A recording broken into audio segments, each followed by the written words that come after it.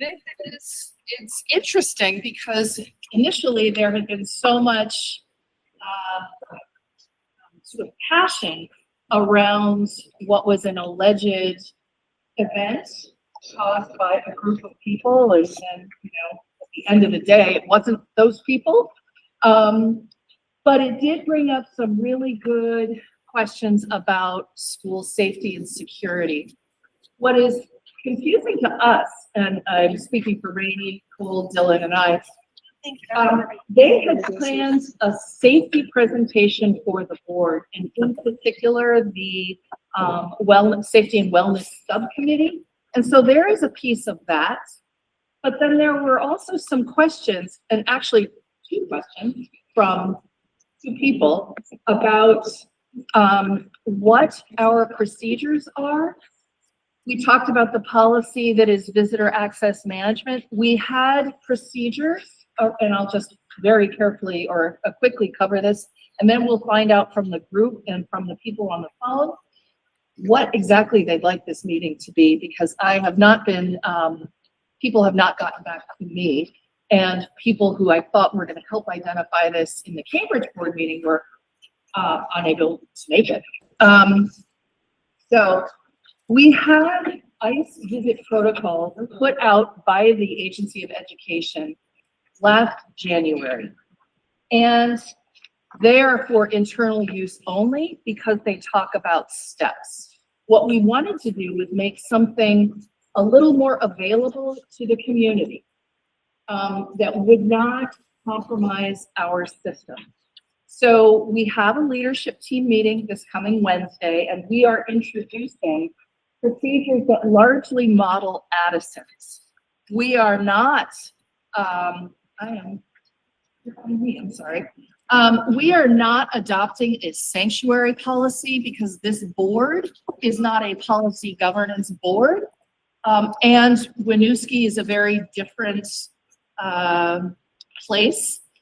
The superintendent has authorities I don't have, and this board has decided to structure itself with standard board governance.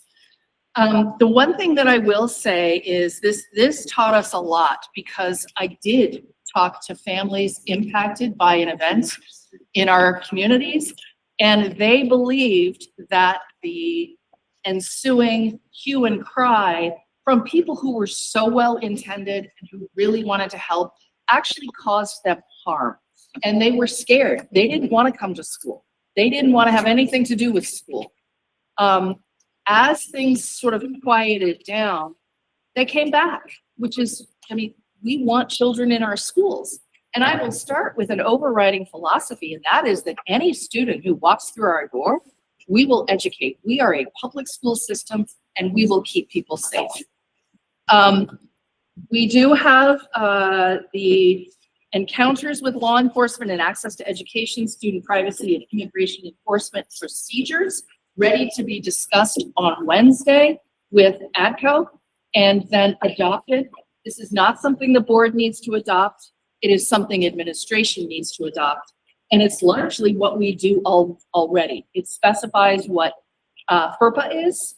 It specifies that we do not allow in anyone that we don't know. And to give it a little more merit, if someone walked or stormed into our building with weapons, we go into immediate lockdown.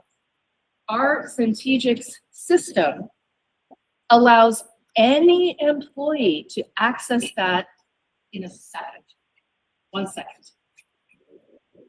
So there have also been some questions about what law enforcement, what our SROs can and cannot do. And I need this to be in the minutes.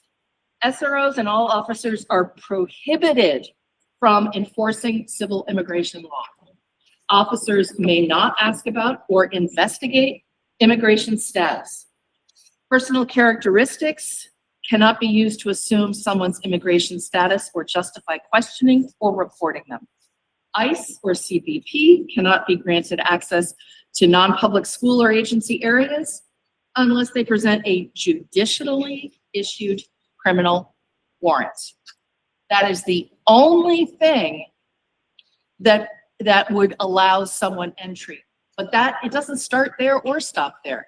That means I alert law enforcement, I alert our school attorneys, and we wait, and we wait, and we wait. Nobody is allowed in without those conversations and without something that we can see and verify. Officers must not delay or prolong a stop, school safety response, or investigative action to give ICE more time to arrive or investigate civil immigration matters. SROs and officers cannot share non-immigration status information with ICE. Officers must not ask students, parents, or staff for identification for immigration purposes.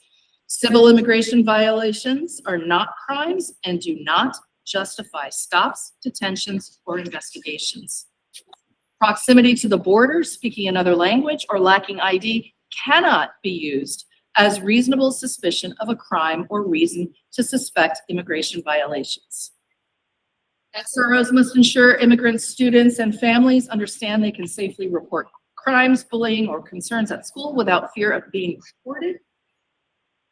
And if a caller reports a suspicious person based solely on perceived immigration status, the officer must determine whether any actual criminal activity is alleged. If not, the caller is informed that immigration enforcement is not within local authority. I am preaching to the choir with the 2 SROs we have. They are well versed in this. They can substantiate everything that I am saying. There is no concern there. Now, that was a very quick summary of things I need to cover, but Rainey is going to actually ask the group, do you want a safety presentation?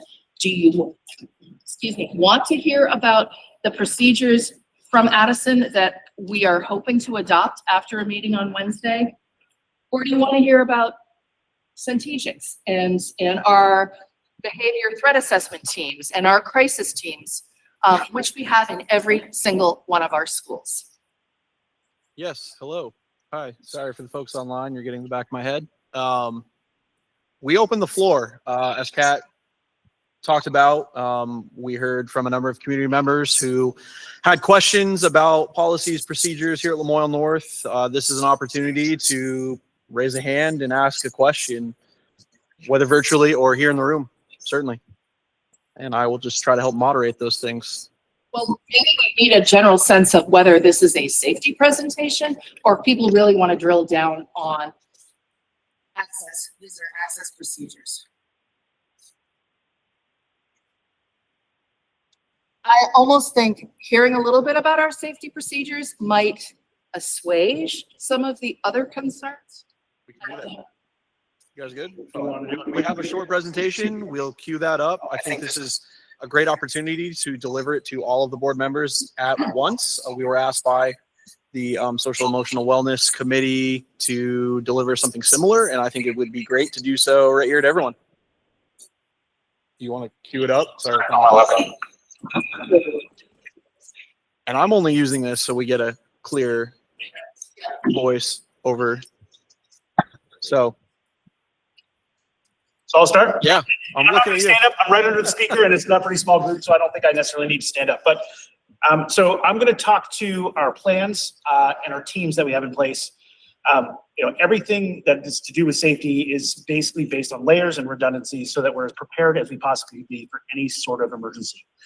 Again, this can be an emergency from a weather event to a violent act. It's a plethora of things, and it covers everything. So at the very top at our SU level is our emergency operations plan.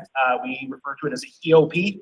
It's 130 documents that basically lays out job responsibilities for all the responsibilities we need to do during an emergency. It gives us scenarios for every type of emergency and how our action plan needs to conform to whatever that emergency is. And then it also spells out our SU safety team members. Again, this is a document that lives at the SU level. It is a very confidential document because it has a ton of very sensitive information in it. The only folks that have access to that document are people who are actively sitting on our safety teams and SU level administrators. Under that, which gets a little bit more specific per site, is our emergency response plans. We call it an ERP.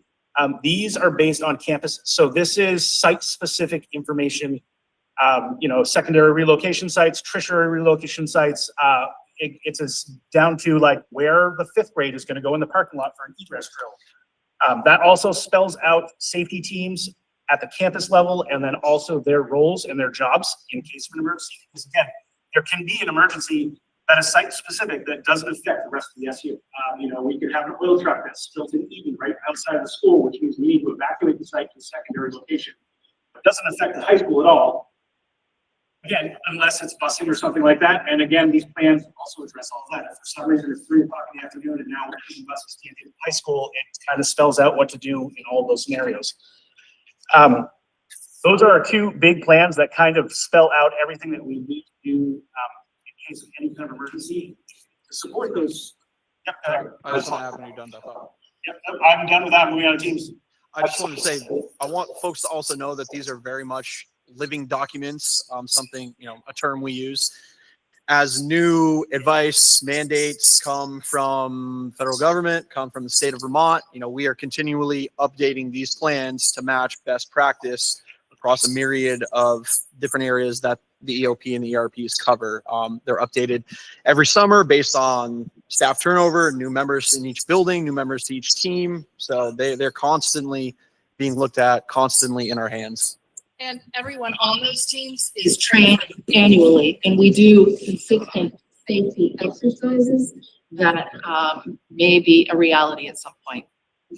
And, to further kind of support what you were saying, at the end of ADCO, which is once a month, which is our administrative teams coming together, we have kind of a safety briefing, we call it. Sometimes nothing comes out of it, but it's kind of our sounding board to the schools for if we need to look at a section of these plans, like, hey, this didn't seem to really fit our need. Like, let's go back and look at how we can adjust this to make it work better for staffing, students, whatever it could be. There could be a million reasons why we need to kind of adjust that plan. And we do that, again, as it's a living document, we can do it weekly at times, depending on what it is. Teams. So we have our safety teams. There is a lot of safety teams. It kind of starts again. There's an umbrella effect with all of the safety stuff, keeping those redundancies going. Supervisory safety team, which is kind of the upper admin. It's the folks who are the safety coordinators. This is also where we bring in our community partners. Sheriff Marcoux, Brad Carrier sits on it for fire and rescue. We're looking at bringing in Johnson Fire. So we're trying to bring in those community partners. This is kind of where we review, all of our procedures and policies and make sure that they work. School-based safety teams, which also should be meeting once a month or so.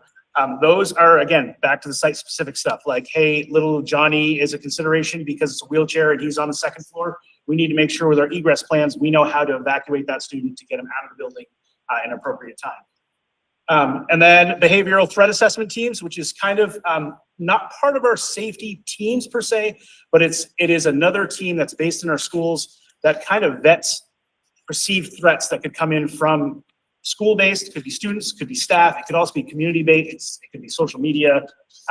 There's a lot of different areas. We could get a phone call from the AOE safety team saying, hey, we've got this that came across our crisis line. You guys need to see if there's any credible threat to that.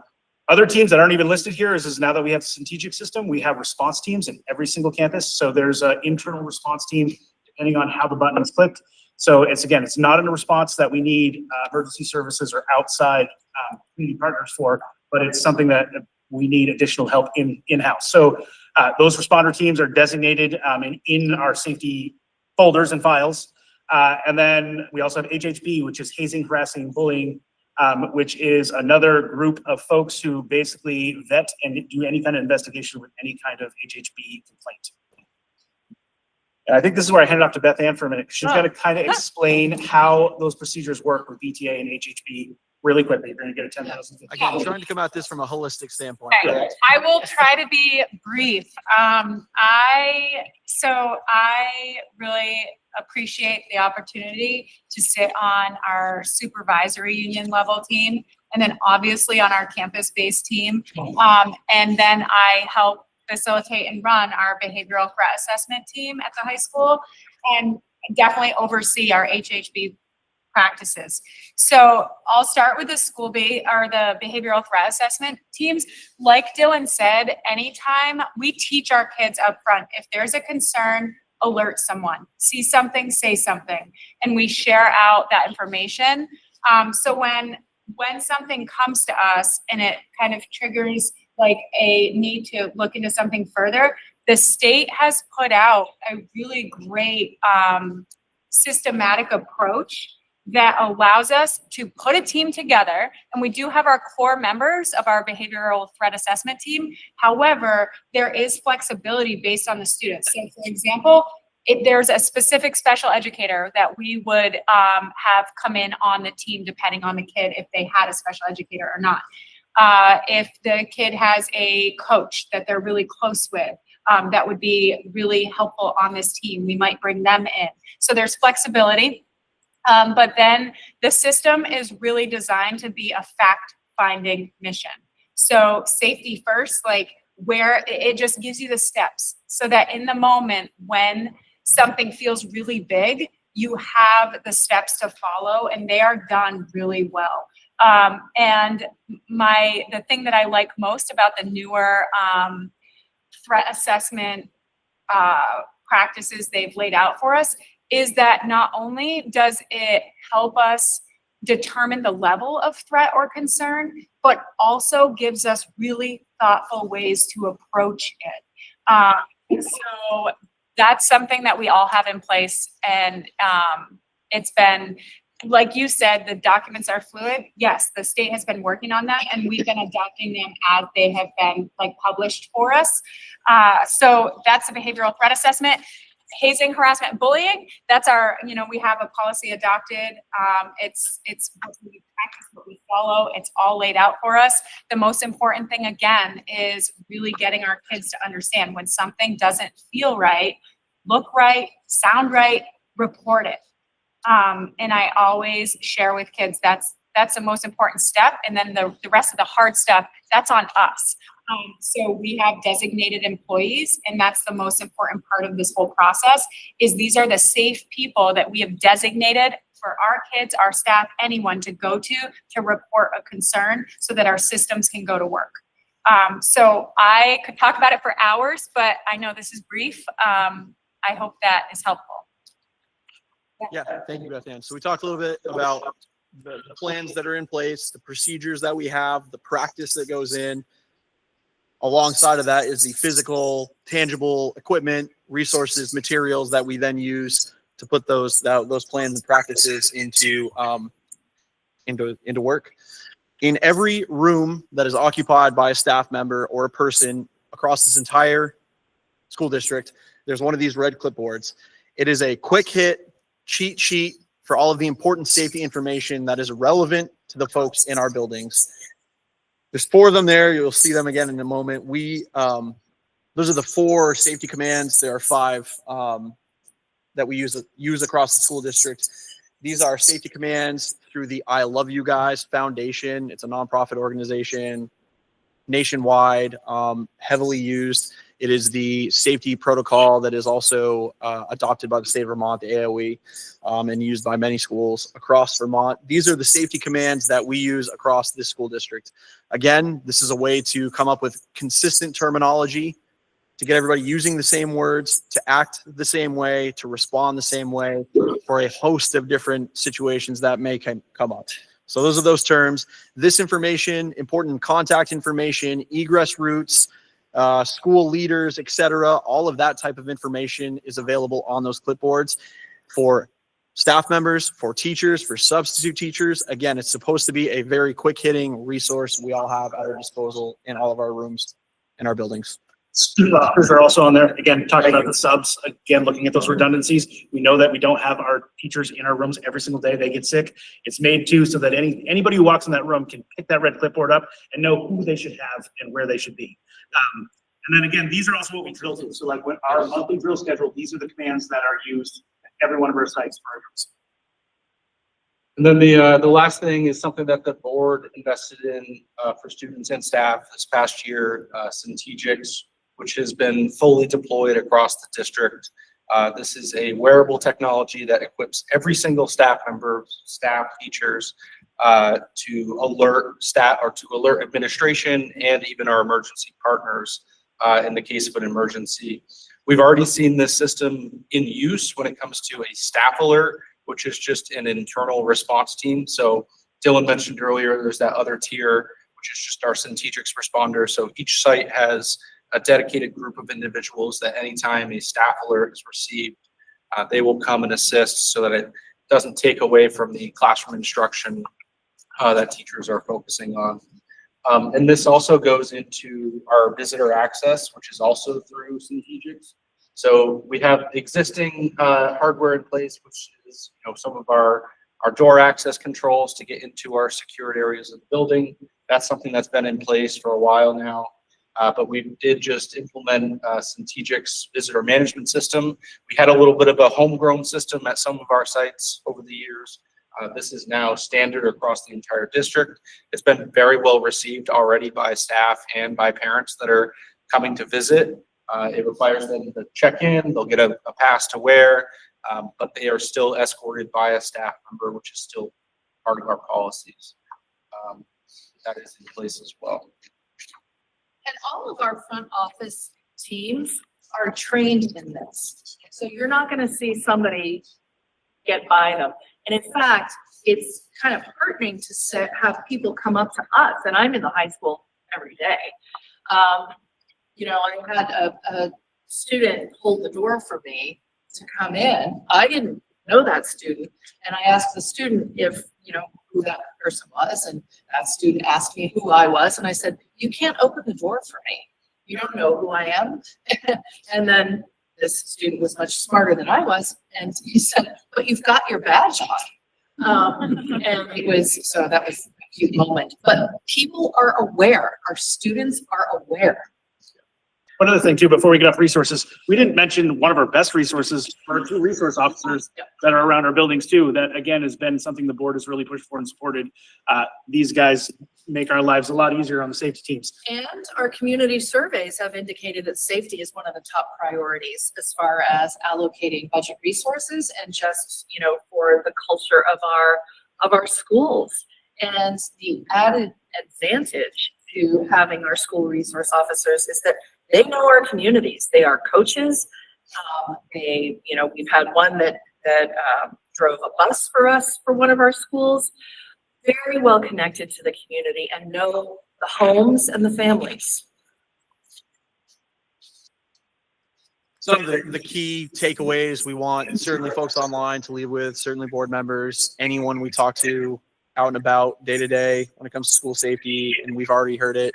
We work to build an environment of connection, of support, of relationships, of knowing one another, of caring for one another. I mean, that's 99% of the work we try to do here, and it's the planning and the practice for that 1% that may come up. Again, please stick to our official Lamoille North outreach, our communication. If it didn't come from us, then it's not true. We are the sources. Please come to us for that information. Some other important reminders there. You can go forward, Cole. We already heard Beth Ann and others talk about this. We are really trying to build an environment, an atmosphere of see something, say something. We all are our own best policy and plans and practices.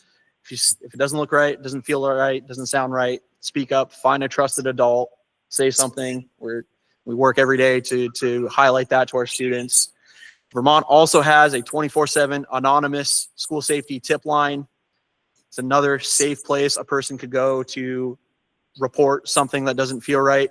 That's then vetted by law enforcement. They would then get back in contact with school administrators and the correct actions would be taken. And again, we only have 6 minutes until we need to switch to official school board, the official school board meeting. If you don't have a quick question, please send us an email. It's safety@lnsd.org. Myself, Cole, Dylan, we monitor that. It comes to us. We will help get that question answered. I also want to just add that one of the things that we've added to our suggested procedures are supports for families. We have always had those supports, but those are supports in writing that we can share with the community, because I think that's an important piece. And if there's anybody on screen who would like to meet with me and go over these procedures, I would welcome that. So again, we have about 5 minutes. If you have a question. Oh, yeah, please, Krista. Great, thank you. And thank you for the presentation. I'm Krista Hewling. I am a parent of a fourth grader at Cambridge Elementary. And I just want to speak to the communication side. While I appreciate all these procedures, there was a lot of misinformation going around our town about a community event. And I actually reached out to Mary as soon as I was seeing this. I was like, there's a lot of misinformation out there. I just want you to know it's there. And a couple hours later, there was an official response that came out from the school, but it wasn't very informative.